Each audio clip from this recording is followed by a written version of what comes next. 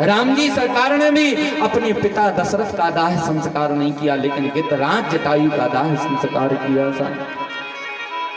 ये गिद्धराज जटायु आया और रावण को पंखों के वेग से साव रक्त प्रवृत्त कर दिया।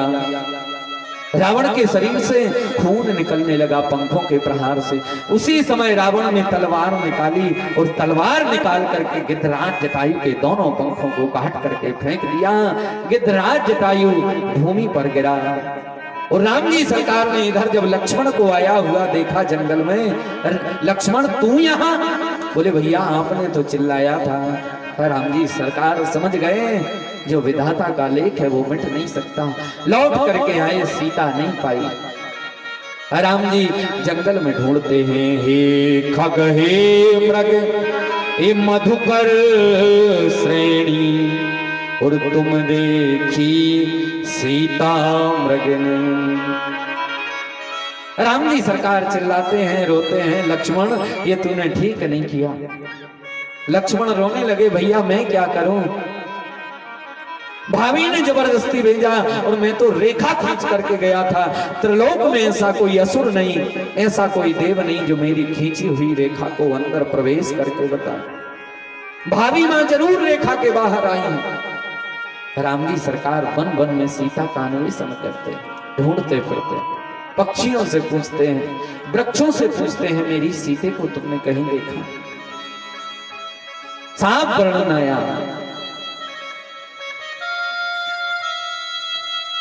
राम जी सरकार जंगल में घूमते घूमते साहब एक अचरज देखते हैं। एक गीध जो है जोर से मरते समय चिल्ला रहा है। ये जटायु है, राम जी सरकार को मिले, मरते समय क्या चिल्ला रहे हैं, हे राम हे राम। राम जी सरकार दौड़ करके गिद्धराज जटायु के पास पहुंचे। और बाबा तुलसी रामचरितमानस की कवितावली में लिखते हैं, गीध को गोद में राख कृपालु, गीध को गोद में राख कृपालु निहारे, और नैनन के जल सहित ही झाड़े। अपनी आंखों के नेत्रों से साफ धूल गिद्धराज जटायु की साफ करते हैं। और जो अंग वस्त्र मेरे राघव जी सरकार पहने हैं, खून अलग करने लगे, खून छुटाने लगे जटायु का, गोद में रख लिया। गीध को गोद में राख कृपालु निहारे, और नैनन के जल डारे। हे जटायु तू को हो जात है सीता बिथा जो जागी, और स्नेह कथा को विचार। गिद्धराज जटायु के कटे हुए पंखों को देख करके मेरे राम जी सरकार अपनी पत्नी सीता का हरण भूल गए साहब। और जटायु से कहने लगे, पिताजी चौपाई देख लीजिए आप। राम जी सरकार ने पिता कह करके संबोधित किया, मेरे तात एक अछूत ने जीते, और मोह पिता को तुम सुख देते। गिद्धराज जटायु कहने लगा, प्रभु आपका इतना ही आदर उत्तम है, लेकिन हाँ ये भगवान की गोद में यदि मैं प्राण सिधारूं, इससे भला हो क्या सकता है? इतना तो करना स्वामी, जब प्राण तन से निकले, श्री गंगा जी का तट हो, शावरा निकट हो, तब प्राण तन से निकले, और मैं तो राघव तेरी गोद में प्राण त्याग रहा हूं। राम राम कहते हुए गिद्धराज जटायु ने अपने शरीर का परित्याग किया। राम जी ने और लक्ष्मण जी ने लकड़ियों का संचय करके अस्थि समूह बनाया, और साहब उस लकड़ियों के ऊपर गिद्धराज जटायु का शरीर रख कर मेरे राम जी सरकार अग्नि संस्कार करते हैं। और जैसे ही अग्नि संस्कार किया, बाबा तुलसी मानस में लिखते हैं कि गीत दे तजी धरी हरि रूपा,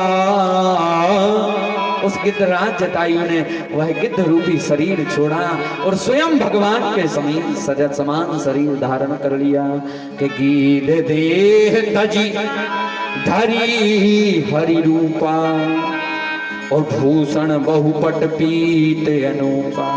बहुत सुंदर वस्त्र पहने हुए मानो दूसरे नारायण की तरह गिद्धराज जटायु प्रतीत हो रहा है। मरते समय गिद्धराज जटायु राम को बता करके गया, बेटा मेरी बहू का हरण रावण ने किया, उसी ने मेरे पंख काटे, लेकिन रावण लंका ले गया है, लेकिन लंका है कहां ये किसी को पता नहीं। फिर पिताजी बोले एक काम करो बेटा, यहाँ से कुछ आगे चले जाओ, वहां एक बुढ़िया रहती है, वो तुम्हारी जरूर सहायता करेगी।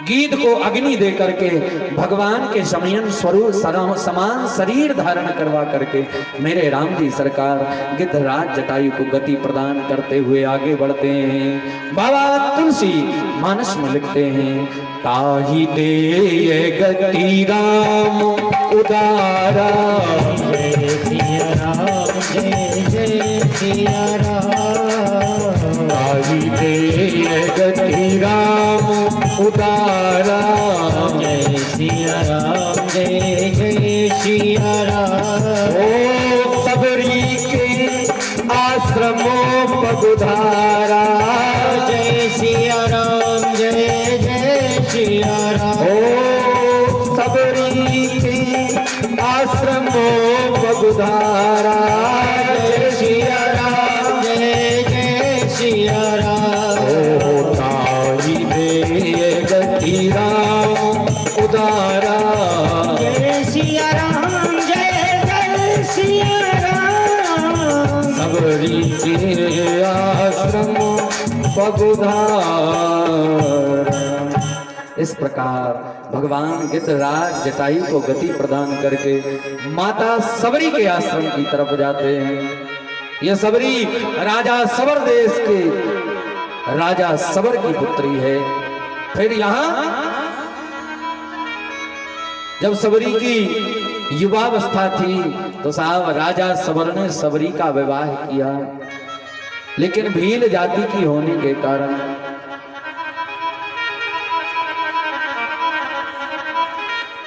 भील जाति की होने के कारण वर्णन आया।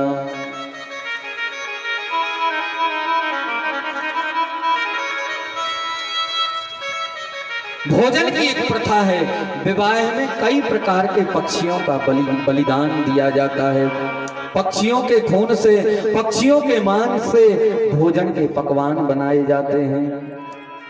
वर्णन आया, सबरी ने देखा कि कई प्रकार के पशु, कई प्रकार के पक्षी सबरी के विवाह में रखे गए, तो अपने पिता के पास ये सबरी गई, पिताजी ये कई प्रकार के पशु पक्षी।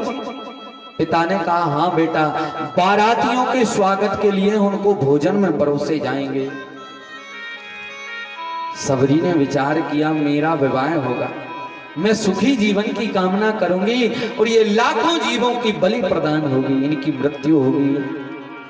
तो सबरी ने रात्रि कालीन ही उन पशु पक्षियों के जो साफ दरवाजे थे वो खोल दिए, सब उड़ गए और ये सबरी घर से भाग गई। जंगल में पहुंची, जंगल में पेड़ों के ऊपर छिपी रही। उस जंगल में क्या देखती है, एक संत है, नाम है मतंग ऋषि, रोज स्नान करने के लिए जाते हैं। तो सबरी ने विचार किया इस जंगल में क्या करें, तो सबरी ने सोचा संत सेवा कर दें। ये मतंग ऋषि आते हैं और इनके शिष्य स्नान करने के लिए सरोवर में आते हैं, तो रास्ते में उनको कांटे लगते हैं। तो ये सबरी रोज मतंग ऋषि के आने जाने का रास्ता साफ कर देती, रोज रास्ता। वर्षों तक इसका यही नियम रहा। मतंग ऋषि ने एक दिन विचार किया कि ये रोज रास्ता साफ कहां से मिलता है, इस रास्ते पर रोज मुझे मेरे शिष्यों को कांटे लगते थे, लेकिन यह रास्ता रोज साफ मिलता है, कौन करता है? शिष्यों से पूछा कौन साफ करता है ये रास्ता? शिष्यों ने कहा गुरुदेव हम ये रास्ता साफ नहीं करते। बोले फिर कौन करता है? बोले गुरुदेव ये तो मुझे पता नहीं। मतंग ऋषि कहने लगे